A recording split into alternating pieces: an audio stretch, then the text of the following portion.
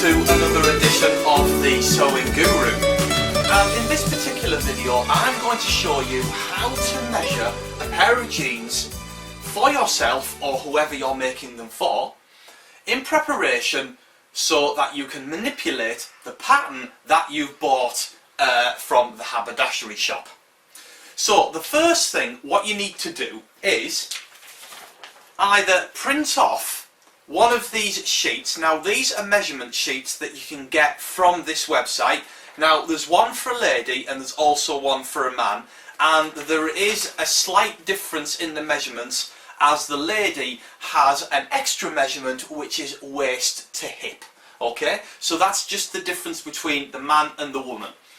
Now what I've done is I have made up my own sheet.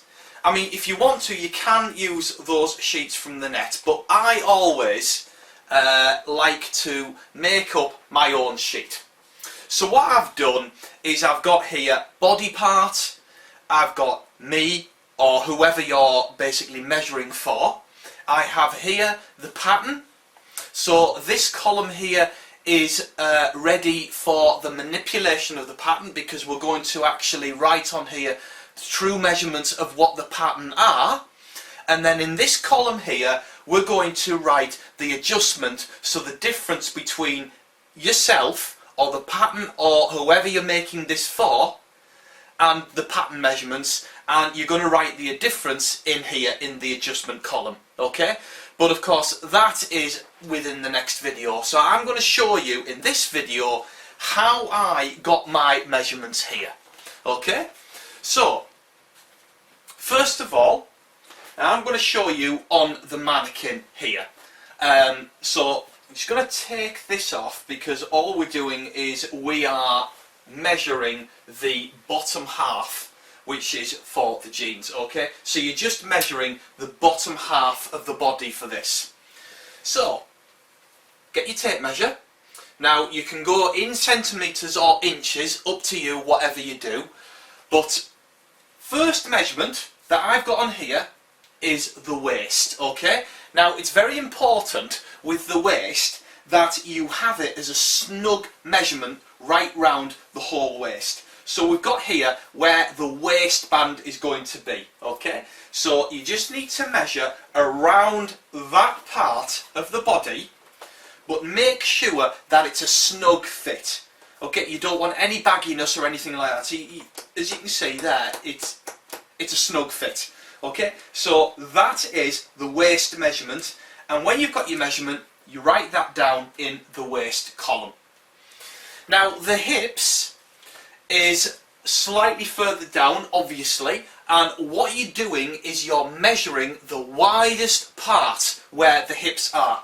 Okay, so again, measure around this part, so the widest part where the hips are. Okay, and you do not want to have a snug fit like the waistband. You need a bit of movement there. Okay, the waistband needs to be a snug fit so that they don't drop down and they don't feel uncomfortable when you're wearing them. The hips, you need a bit of movement. So for instance, when you're measuring the hips, so the widest part around the backside and around the hip area, okay, you need to just have this bit of movement here. Okay, so there's going to be, the tape measure has got this gap here, okay, and that's for your movement. And when you've got that, you need to just put your measurement down on here. Okay, now the next one is the outside leg. Now when I measure the outside leg, I go from the top of the waistband all the way down to the person and their feet. So what you need to do is you need to get them to put their shoes on, and you're measuring all the way down to the top of the heel on their shoe. Okay, so get them to wear some normal shoes with normal heels, and you get measuring all the way down to the top of their heel. If they're not wearing any shoes, measure all the way down so that the tape measure is just off the floor, so that of course when they put their footwear on, they go up and it's going to be the correct measurement. Okay, so that's the outside leg. Now the next measurement is inside leg, and you're going from the inside seam where the crotch is, so basically at this point here, so you're going from here, okay, just pull this up, so you're going from the inside leg, so it's the crotch part here, right the way down to the bottom hem of the inside leg at this point here. And when you've got the measurements for the inside leg and the outside leg, when it comes to manipulating the pattern, you can then even them both out. So it's going to work out perfectly. Okay, so if you've got one which is slightly longer than the other, then you're going to go for the longest measurement and you're just going to straighten off the leg. Okay, because of course at the very end you can manipulate the measurements with the adjustment, and if they are too long you can just shorten them, so there's no problem at all. Okay, it's always best to have a longer garment than a garment which is too short, because you can always shorten it to correct it. Okay, so when you've done that and you've got your inside leg, the next measurement is waist to hip.